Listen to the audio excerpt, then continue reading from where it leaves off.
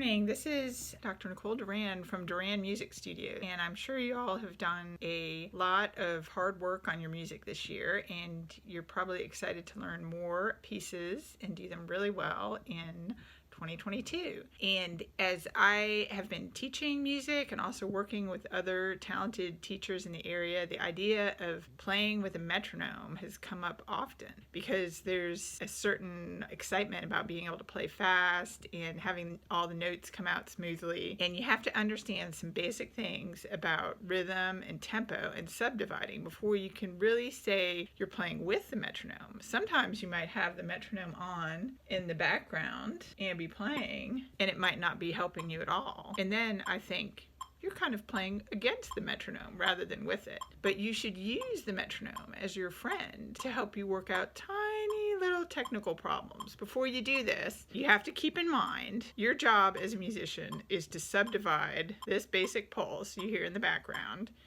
with your voice. You can do it with clapping. You can do it with your instrument. But let's say this is a quarter note.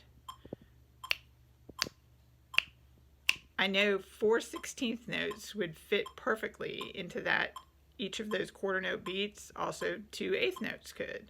Also 3 triplets could. So now I'm going to snap and I'm going to divide it into eighth notes. Let's say I want to play scales in eighth notes, like I'm going to show you right here. T, T, T, T, T, T, T, T, 1 and 2 and 3 and 4 and. Let's say my mind gets a little numb and I do something like this. 1 and 2 and 3 and 4 and 1 and 2 and 3 and.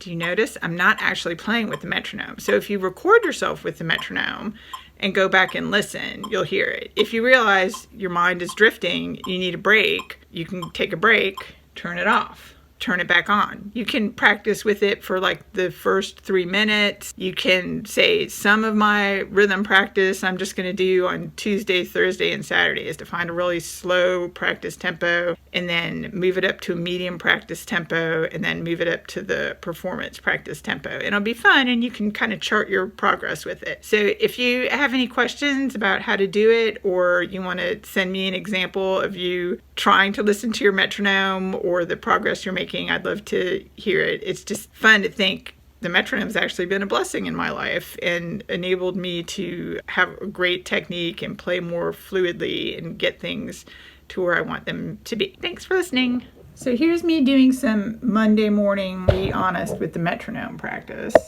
Just start with the easy scale.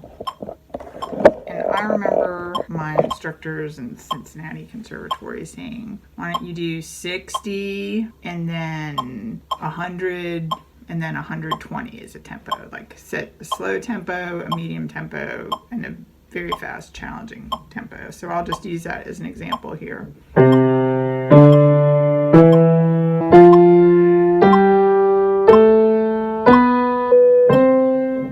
I could also hear the subdivisions in it. 1 and 2 and 3 and 4 and 1 and 2 and 3 and 4 and 2 and 3 and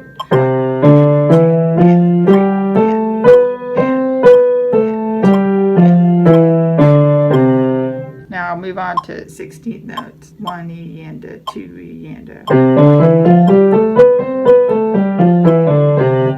I'm going to shut the metronome off for a little while, take a mental break, and I'm going to move it up. And I might make a recording of myself and go back and listen to it and see, I'm really subdividing the beat correctly, and am I on every beat or not? Here it's a faster tempo now. 1 and 2 and 3 and 4 and 1 E and a 2 E and a 3 E and a 4 E and a. I'm going to try 8 notes. 1 and 2 and 3 and 4.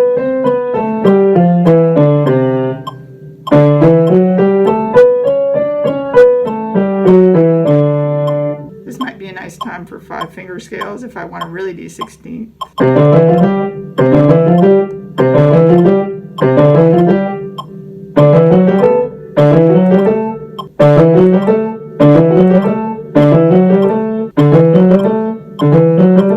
What if I take it down? That's 8th notes.